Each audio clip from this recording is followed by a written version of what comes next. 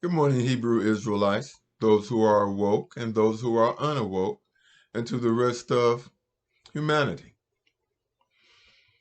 The message I want to deliver to you today is that under the blue, there is black. If you are a Hebrew Israelite, once known as African American, awoke or unawoke. Let me repeat that. Underneath that blue is black. You were born black. You are black. You will die black, and you will be perceived as black. Tyre Nichols is being used by God, and at this moment, he is in the arms of God. He is being used to expose black hypocrisy in the police force. And he is sending a message to all black police officers that underneath the blue, you are black. Those men were immediately fired and charged with a crime. There was no investigation. They were not put on paid leave. They were immediately taken down by their black superiors. But these same black superiors would not have done this to Caucasians.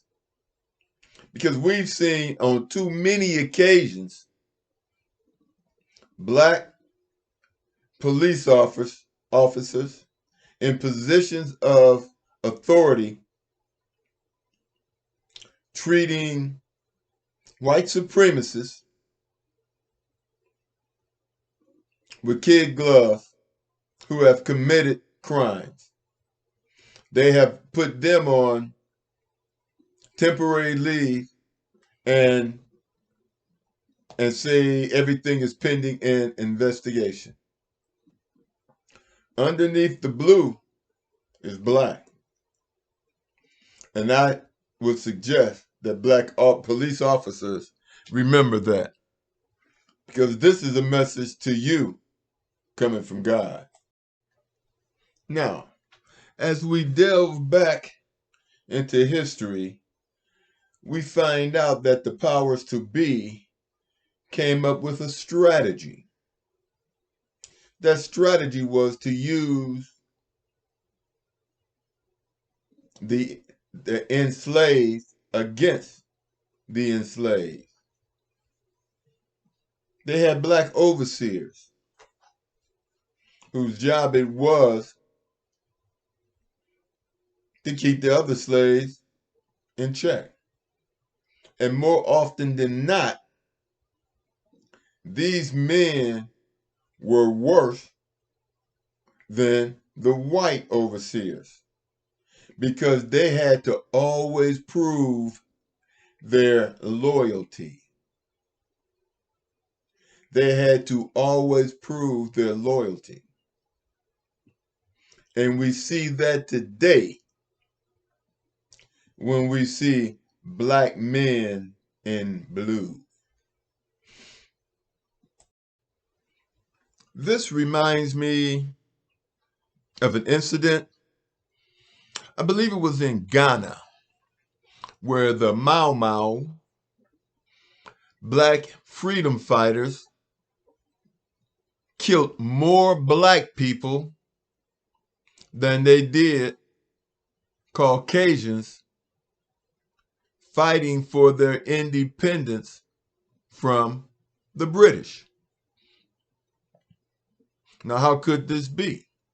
Well, the police officers were basically black. They were black police officers who were tormenting their own people and fighting their own people to prevent their own independence. This can be compared to if a black person fought on the side of the South in the Civil War. They're fighting against them, against their own best interests. This is amazing because guess what? White people today fight against their own best interests. So this is nothing new. You have white people who are against unions. They gave them vacation time, sick leave, child labor laws, and they're fighting against unions. They're fighting against national health care. They fight against free college education. So having people fight against their best interests is nothing new for the powers to be. But going back to Ghana, that is why the Mau Maus killed more black people than white people. Because they had to defeat their own people to free their people. I mean, it's like a person reading a Bible and it says Jesus is black, but then they have a picture of a white guy up calling him Jesus. It's weird. But let's get back to these soldiers for a minute. And getting back to the race soldiers, but wait a minute. But going back to, but you know what? And even these police in Ghana, when the British started torturing the Mau Maus, they used the black Ghanaians to torture their own people. And it's the same way with the overseers on plantations. They used those black overseers to beat black people. You know, a funny thing is that you have, I guess you can say you have two types of overseers that turn on their people. You have those who physically violate their people, and then you have those who mentally violate their people through the court systems. I mean, you can look at, I think Clarence Thomas is a good idea. I think he was against affirmative action, which was,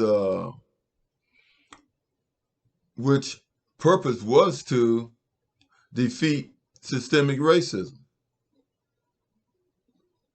Then you have Jackson, I think that's her name, the female Supreme Court justice, who, after one of the defense contractors was called out on racism by the blacks that worked for them, the defense contractor, I forgot the name of the company, they decided to settle out of court.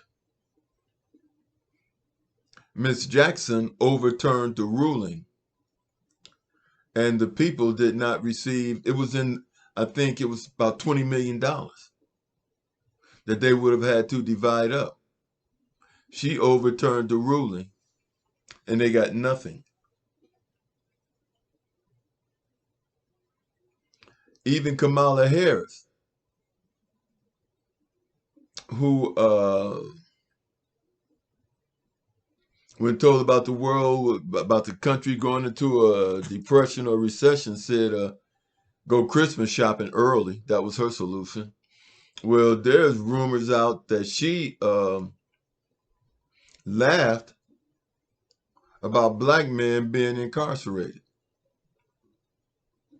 and that she did whatever she was doing. She caused more black men to be incarcerated. Now that's the rumor. I looked it up, but I didn't document it. So there's a history, and it's not just indicative of black people. White people, as I have done the same thing when it comes to voting against what is in their best interest. Like I mentioned, unions, against national health care, and they're against free college education.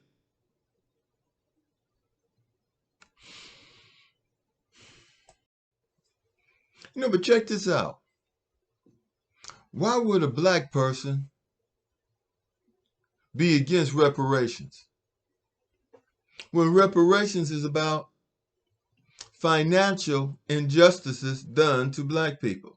It's about the bombing of Black Wall Street.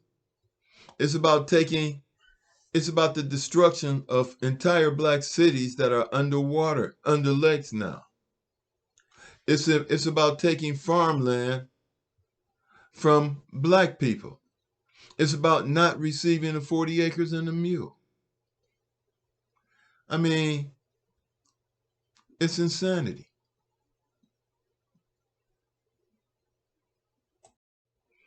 I'm going to get ready to end here.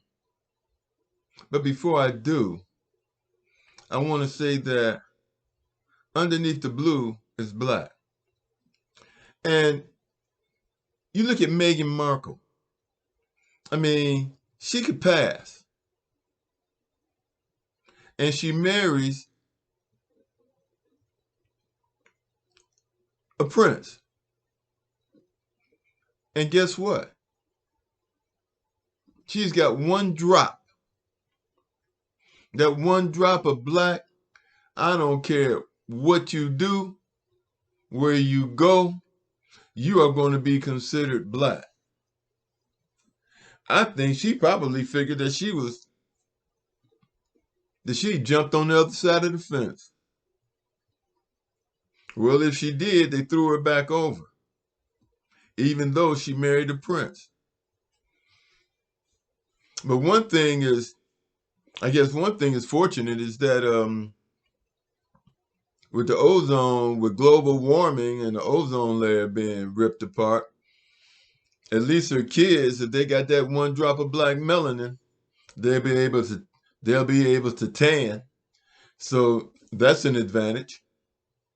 But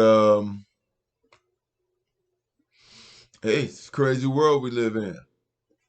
But I want to say this to the Kamala Harris, Stephen A. Smith.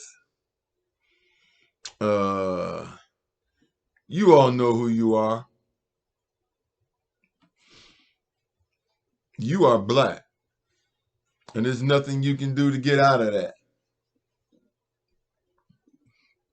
Eric Dyson, heard your latest comment. Heard what you said too, Al Sharpton. But you guys do not represent the black community by any stretch of the imagination. You all weren't voted in any position by black people, and you do not represent black people. The black YouTube content creators are listened to more than you are. And that's why the Democratic Party is being exposed for who they are. So I could keep going on and on, but let's end this here. And to everyone, have a great day, and God bless you all.